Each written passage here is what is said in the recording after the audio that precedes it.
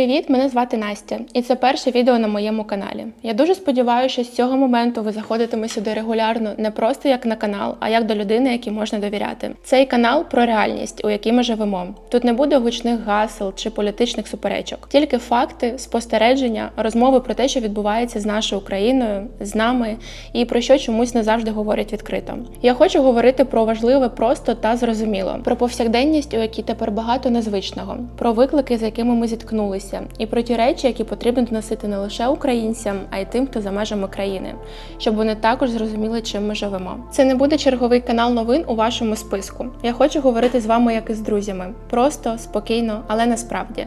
Тому що це те, що нам усім зараз дуже потрібне. І якщо вам це близько, залишайтесь. Це лише початок.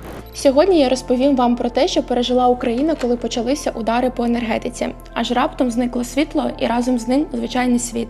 І як люди, попри все, продовжили жити. Перші удари по енергетиці розпочалися у жовтні 22-го року. 10-го числа у понеділок по всій країні прокотилася хвиля атак. І вже тоді стало зрозумілим, це не випадковість, це початок чогось нового. Удари повторювалися знову і знову. 17-го, 20 жовтня, щотижня лунали вибухи, а потім тиша. Без світла, без зв'язку, без тепла. Спочатку у Києві, потім у Львові, Харкові, Вінниці, по всій центральній та західній Україні почали запроваджувати аварійні відключення. Люди прокидалися вранці і не знали, чи працюватимуть магазини, чи поїде транспорт, чи зарядиться телефон. У листопаді все стало ще гірше.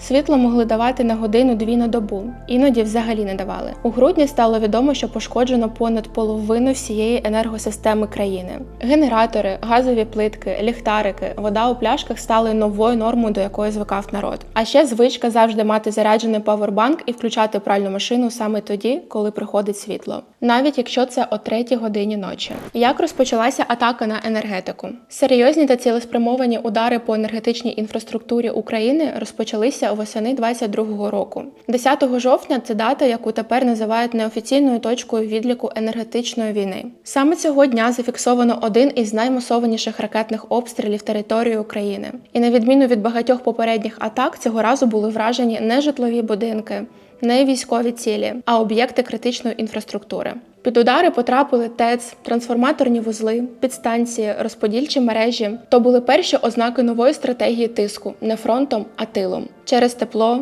воду, світло, через побут, до якого ми так звикали. Масштаби збитків. У перші дні багато хто сподівався, що це одиничний випадок. Але вже за тиждень стало зрозуміло – удари йдуть системно. І мета не просто завдати технічних збитків, а дестабілізувати суспільство зсередини. Порушити ланцюжки життєзабезпечення, збентежити, викликати паніку та втому. За даними Укренерго, до кінця 2022 року було пошкоджено більше половини генеруючих потужностей країни. В окремих регіонах, особливо в прифронтових та північних, світло зникало на добу та більше. Були райони, де опалення та водопостачання були відсутні тижнями. У великих містах на кшталт Києва, Одеси, Харкова та Львова графіки відключень стали частиною життя. Але у деяких селах світла не було тижнями. Люди грілися дровами, буржуйками, гарячою їжею від волонтерів. Енергетики стали новими героями. Вони працювали по 18-20 годин на добу. Часто просто неба, іноді буквально під обстрілами. Були випадки, коли лінії відновлювали вручну, без зв'язку, лише з пам'яті схем та маршрутних листів. Ці люди тримали країну у прямому значенні. Саме в цей момент, коли удари по енергетиці стали системними, у житті українців з'явилося нове слово, яке раніше майже ніхто не використовував у повсякденному мовленні. Графік відключень. Це не просто таблиці на сайті. То справді був новий розпорядок життя. Світло з 14 до 16. Потім знову темрява. Іноді навпаки. Іноді без попереджень. І як багато хто пам'ятає, графіки часто зривалися. Аварії, нові обстріли, перенавантаження. Світло могли дати тільки на годину на добу. І ти мав за цю годину встигнути все.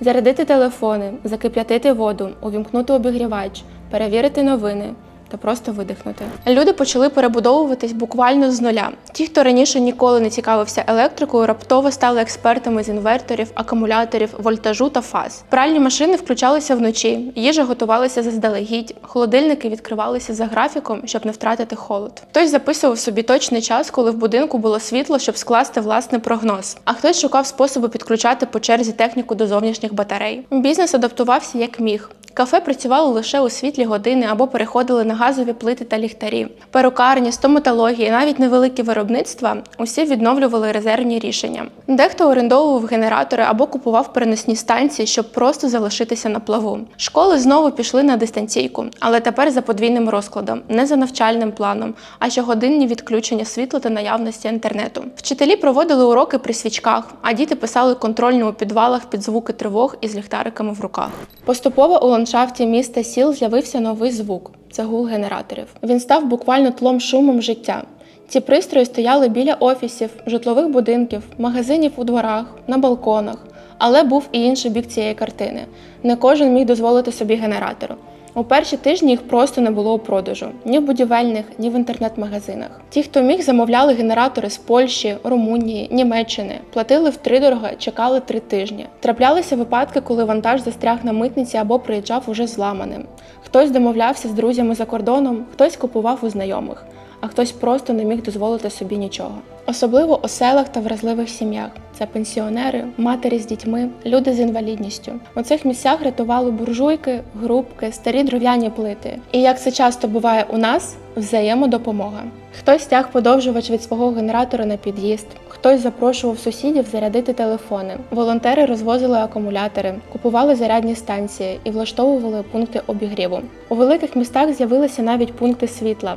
Це кафе, які відчиняли двері не заради прибутку, а щоб зігріти, напоїти чаєм, дати розетку. Це було зворушливо та дуже по-нашому. Жити стало важко. Але в цій складності, хоч як це й не дивно, з'явилося щось справжнє. Ми навчилися чути одне одного, розуміти потреби поряд і берегти прості речі – зарядку, тепло, чайник із гарячою водою. Були дні, коли ми жили буквально за хвилини, і навіть одна лампочка здавалася маленькою перемогою. І так, звісно, ми втомлювалися. Усі, але продовжували. Тому що в цій боротьбі з темрявою було щось більше, ніж просто світло. Це була боротьба за стійкість, за себе та за один одного. Психологічний стан суспільства. Періоди темряви – це не тільки про відсутність електрики. Це про стан, у якому мешкає вся країна, коли щодня ти не знаєш, що буде завтра. Це про тривогу, про виснаження, про постійну готовність, в якій жили мільйони людей. Ти прокидаєшся і не знаєш, чи буде світло.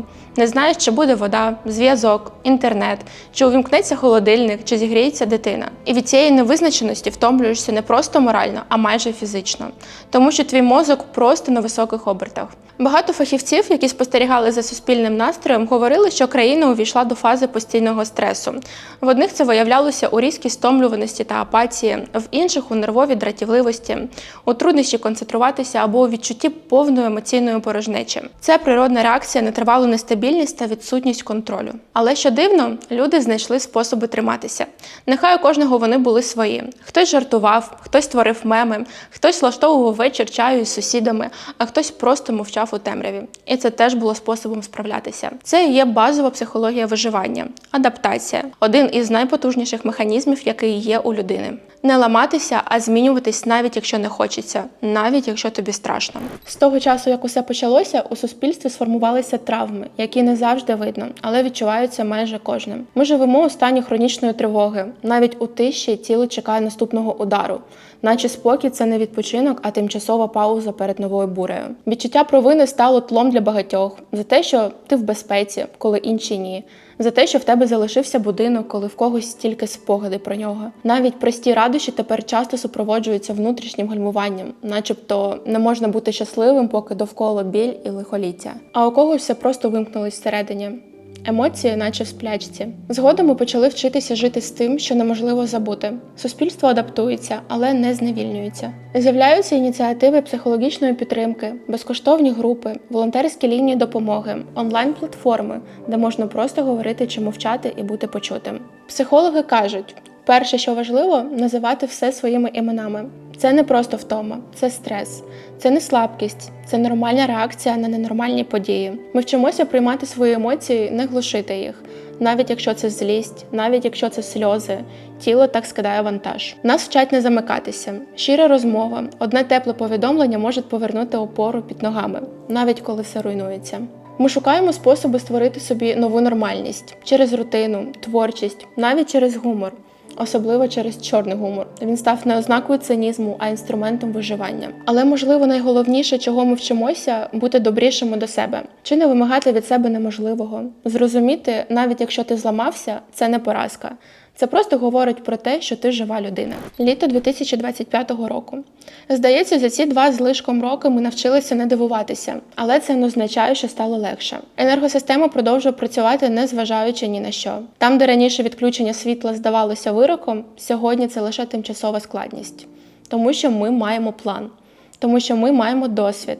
І головне, бо є тисячі людей, які день за днем унеможливлюють, щоб у будинках було світло і тепло. Але за цей час змінилася сама Україна. Удари з енергетики більше не означають автоматичного хаосу, тому що тепер ми знаємо, що робити. Тому що було зроблено висновки. Після катастрофічної зими 22-23 років, коли світло зникало на добу, а ремонтні бригади працювали під обстрілами, було проведено гігантську роботу. Оцінено вразливі місця, посилено критичні ділянки, впроваджено превентивні алгоритми. Тепер не про те, як впоратись, а про те, як жити вільно, незважаючи на обставини. Як будувати країну, в якій навіть під тиском зберігається головне – людська гідність, підтримка та відчуття, що ми йдемо вперед. Один із ключових трендів – децентралізація. Дедалі більше будинків, шкіл, лікарень переходять на власні джерела енергії. Якщо 22-го року сонячні панелі були скоріше рідкістю, тепер вони все частіше стають нормою. У підвалах лікарень акумуляторні інвертори, волонтери, місцева влада, міжнародні фонди – кожен вносить свою частину. І, звичайно, деякі родини, особливо в сільській місцевості, зібрали гроші і замовили сонячні станції за кордоном, навіть у кредит. Бо це не просто комфорт, це виживання. Також з'явилася концепція локальних міні-мереж енергетичних острівців, які можуть працювати автономно, навіть якщо відключено весь район. Це не просто інженерне рішення, це психологічна страховка. Бо коли ти знаєш, що хоча б школа чи лікарня поряд не порине у темряву, це дає почуття опори. І що особливо важливо, все це робить країну стійкішою не лише технічно, а й морально. Коли ти не залежиш від однієї підстанції, коли ти маєш запасний генератор, коли ти знаєш, що твій район включать за графіком, ти менше коїшся. Не тому, що стало безпечно, а тому, що тепер ми готові. Головне, що змінилося, це ми, українці. Ми стали готовими. Майже кожен тепер має ліхтарик, акумулятор, зарядку, термос. Ті, хто не мав генератора, знають, де можна зарядити телефон. Ті, хто раніше вперше чув слово «інвертор», тепер легко пояснюють його роботу сусідам. І я не хочу, щоб це відео звучало песимістично. Навпаки, це відео про те, що ми справляємось знову і знову. Про те, що світло – це не лише електрика, це ми самі. Ми навчилися жити у темряві, але найважливіше, ми навчилися не втрачати один одного в ній. Тому що є речі, які не залежать від електрики. Є світло, яке не відключається. Воно у голосі друга, у долоні, яку тобі протягли, у повідомленні «ти як?» серед ночі.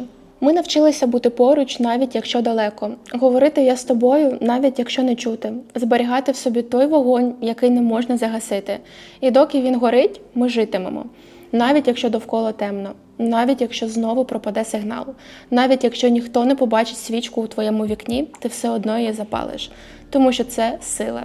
Я пишаюсь вами, українці. Дякую за перегляд і сподіваюся, що ми проведемо ще багато годин разом, обговорюючи актуальні теми в соціальних мережах. З вами була Настя. Підписуйтесь на канал, щоб просувати це відео. Тут буде багато всього цікавого.